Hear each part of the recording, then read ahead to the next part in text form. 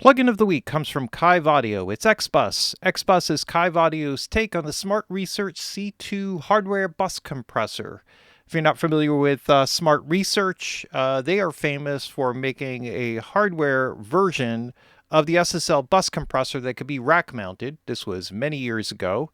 And they have a series of other products as well. The C2 is an evolution of the C1 bus compressor, which is much more mid-range centric like the original SSL bus compressor. This is a bit more full frequency. But either way, Kiive Audio has kind of done their thing to it, and it's actually quite cool. So let's take a peek inside. So essentially, if we start from the center here, we can operate it in mono, basically dual mono modes, stereo, or MS.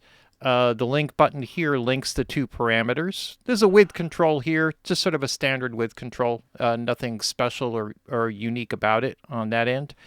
Just very quickly up here on the top, there is an HQ mode that allows you to set oversampling rate. And some product info, stuff like that, GUI size, all of this sort of stuff. Input output, right, for quickly calibrating whatever your mix bus or drum bus or whatever is, wherever you're going to use it, so that it kind of lines up with the settings here if you're hitting it hard or less hard, etc. And then preset menu, all of that sort of stuff. Just very quickly going through the compressor unit, it will look very familiar to the SSL bus compressor. We have a threshold makeup gain here. There's a link between the two, so as you drive one up, it will drive the other down. As I drive the threshold down, it will drive the makeup gain up, assuming more gain reduction. Works pretty well. There is all of the settings you would expect for attack, 0.1, 0.3, all the way up to 30 milliseconds. So that's standard SSL compressor settings, as are the release settings here, going all the way up to auto. And there's an attack mode here. Well, one quick thing about the auto mode. The auto release mode is modified. It's not exactly the same as the Smart Research auto mode. They modified it, as they say, to make it a bit more musical. So for what that's worth, it actually sounds good, so we'll dig into that.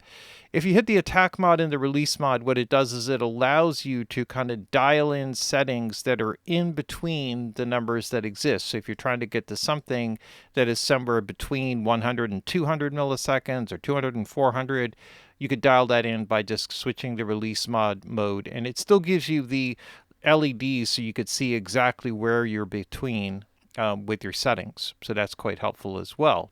So we have that. Same with the attack. That was the release. I'm sorry, I said attack. We have ratio with additional settings from what you normally get. SSL standard bus compressors, 2-to-1, 4-to-1, 10-to-1. This gives you extended options. Now, it's not clear what the Smart Research is like. I would assume that it's very similar to the SSL bus compressor in that as you are lower in ratio, you have a softer knee. And as you go higher in ratio, you get a harder knee. And so sometimes the selection of ratio has to do with dynamic range, and you go lower in ratio so that it kind of, gives you consistent compression. Sometimes you have that consistent mark, and then you can get a sharper attack out of increasing the ratio, which might not necessarily be intuitive just straight up, but it works. So wet-dry control, that's obviously not part of the original hardware, but it exists here, and in and out switch to kind of take it out. And then there's a whole advanced panel down at the bottom. What the advanced panel does is it opens up a sidechain filter, high-pass filter, low-pass filter, and a mid-range boost gain, boost attenuation. I'm sorry. You can listen to that. So you could key in on whatever you want to be triggering the compression, and it will operate accordingly. Now, in the middle here, there is an option here called headroom. And what this does is it operates in the sidechain.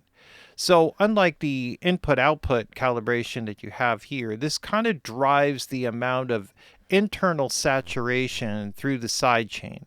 And this can affect the tonal quality. So you can sometimes get like a bit of a warmer sound this way, a bit more of an open sound if you pull it this way. So within whatever gain reduction settings you have, it actually kind of allows you to kind of dig into the, the tonal character a bit more. Speaking of tonal character, there is a tone control. Now, this is always active. There's a separate saturation circuit, which we'll get to in a second. This is independent of that. This tone control, essentially, if you drive it up Here, what it does is it sort of adds a bit of a 10K shelf. If you drive it down the other direction, it gives you an 87 hertz low frequency shelf. And so essentially what you could do is you could drive the tone brighter or warmer, and that will add on top of whatever you're doing. So you're using it on a mix bus, you could get a little bit extra sparkle out of the top end, or make the low end drive a little bit stronger if that's what you need. Actually works quite well. There's a saturation control. It's got a mix set to 100% wet by default. You turn it on here.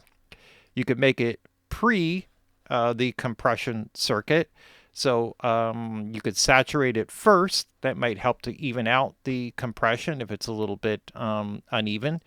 Or you could do it post, right? So it would process or apply the saturation post. There's an odd harmonic characteristic, which is third order. Even is second order. It tends to be a little bit warmer. This will give you a little bit more edge, a little bit more presence. And that's basically it. So let's go through. I'm going to set it up here with some drums. And we'll kind of dig into some of the settings here just straight up. So there are a couple settings that I tend to like with the SSL bus compressor. We could start there. Slow attack to allow the transient to kind of cut through, with a fast release just to sort of get everything to kind of pump and breathe a bit. So let's just start there, check that out with a 4:1 ratio, and see what we got.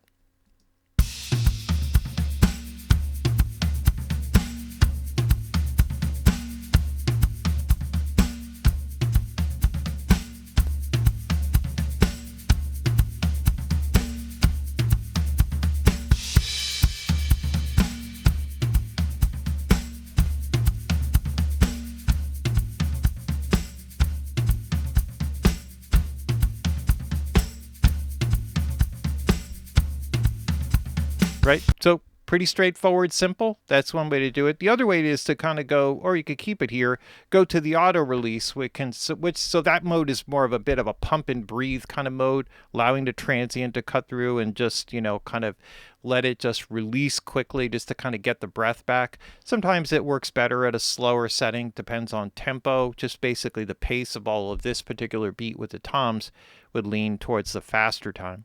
If we go to the auto release setting, this will kind of hold on to it a little bit and give it a little bit more stability. So let's check that out.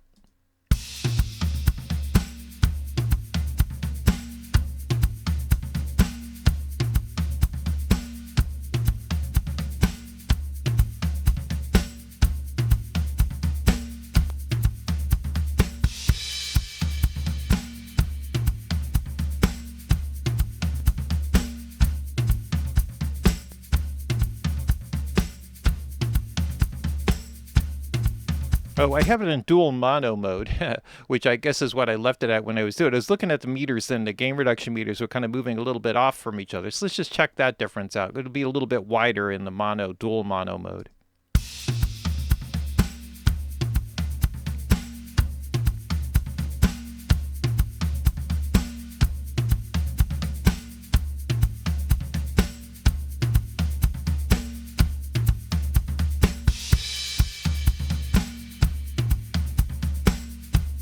So what you get with this, so the stereo mode, it'll sound actually a little bit more solid in the middle, and with the mono mode, you just basically get dual mono. You get a basic, a little bit of width out of it. Now, we can also kind of work the ratio a little bit and just sort of soften the knee, and this can sometimes help to, if you need to kind of cut down or warm up soften the transient a little bit. You can go to a lighter ratio, probably pull down the threshold a little bit. Let's check that out. Or actually the opposite, because it's picking up the signal earlier. I have to raise the threshold.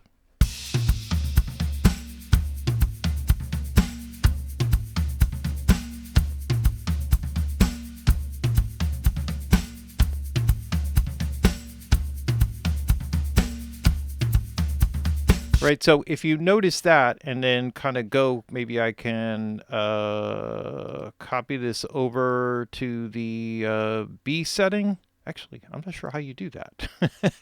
I thought there was just like a link or an arrow that goes between. That's okay.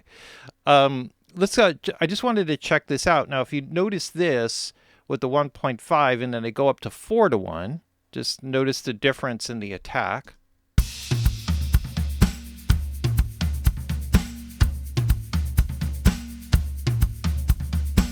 1.5 to 1.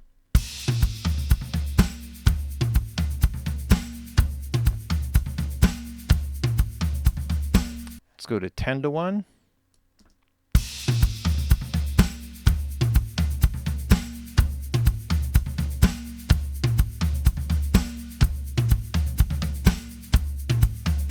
See how it has like a sharper characteristic to it?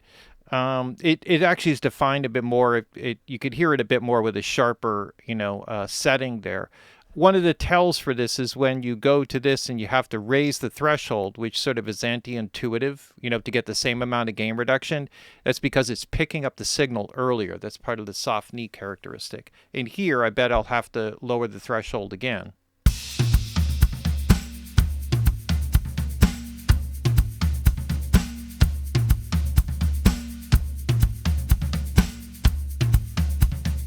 Right, so if you just sort of think like, where would you ever use 20 to 1 ratio? Think about it the way that it kind of shapes the knee characteristic, which is an important part of, understanding how to use SSL bus compressor as well. That's a really powerful thing that a lot of people don't think about, especially in EDM music, electronic music, where you got that 4 on the floor kind of driving, and you just crank it up to 10 to 1, and it just like makes that just cut through so cleanly and in an amazing way. So this is just some basic settings here. You can see how it has a lot of those characteristics of the SSL bus compressor, but a bit more full frequency. Right? Let's just play a little bit with the headroom here. So let me go back to 4 to 1 real quick and set this up, and then we'll kind of go through the headroom control to see you could hear the difference there.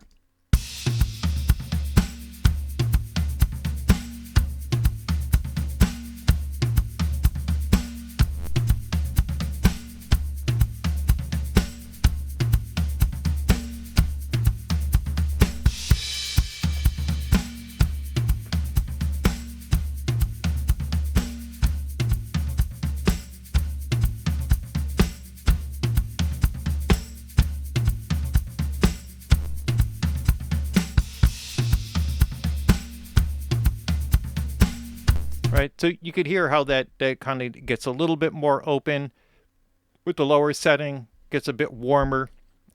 It's it's a little bit subtle, but actually notable. There's lots of ways to really, when you start to dig into it, control the tone, and we haven't even gotten into the saturation settings. One here, let's just quickly go through the tone control. Oh, I have this active actually. I thought I had turned that off, but let's see.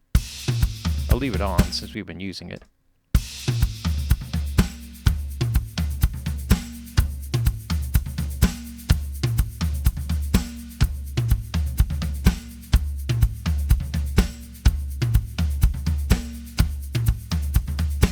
Right, so that's just the overall tone control, and that can just kind of help you get a little bit more of something out of your drum bus if it's lacking a little bit of ballsiness on the low end or enough presence on the top end, or even with guitars, running it like an acoustic guitar through it, where you might want to get more of the presence out and kind of control some of the low end tone from getting boomy. So we have this on already. Let's kind of dial this in here just to kind of get a sense for what this is doing.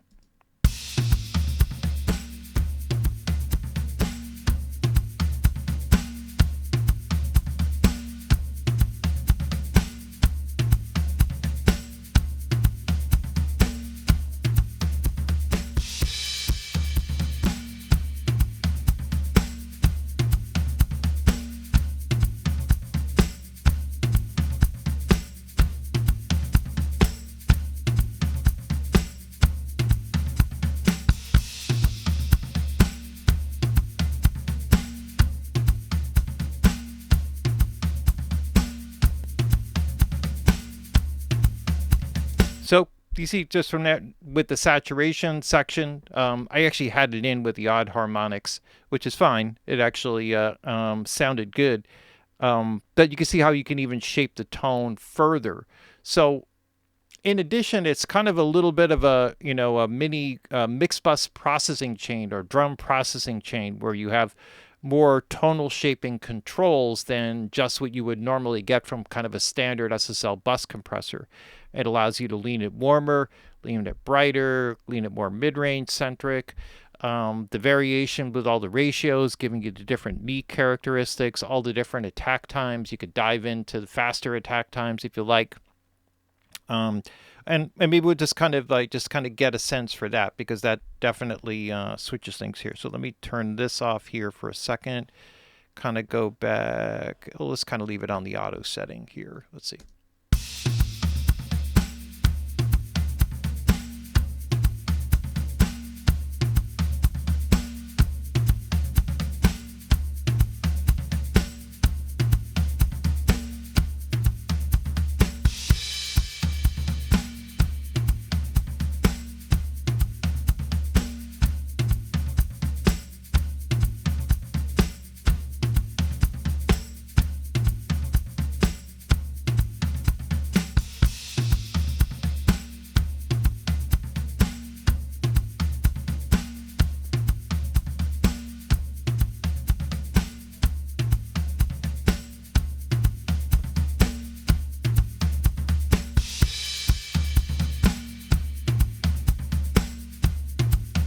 Right, and just those different options, just kind of playing with that between the attack and the ratio, you can really kind of shape the transient. Think of this is shaping the front end of the transient, by the way that the knee and the way that that comes in. Obviously, the ratio plays a big part in, how aggressively it attacks. The higher the ratio and the sharper the knee. And then the attack setting here allows you to shape the back end of the transient. In this case, at a 1 millisecond, it really kind of really super sharp on the attack, and you can progressively start to warm it up as you go higher in attack time. So a really cool one. Kiive has been, knocking it out of the ballpark here for a while, and this is no exception. So definitely worth checking out. The XBus compressor from Kiive Audio, emulation, or at least influenced by, let's just say, by the Smart Research C2 dual stereo VCA compressor. Very, very SSL-like in nature with a lot of extra tone controls. Definitely worth checking out. Plugin of the week.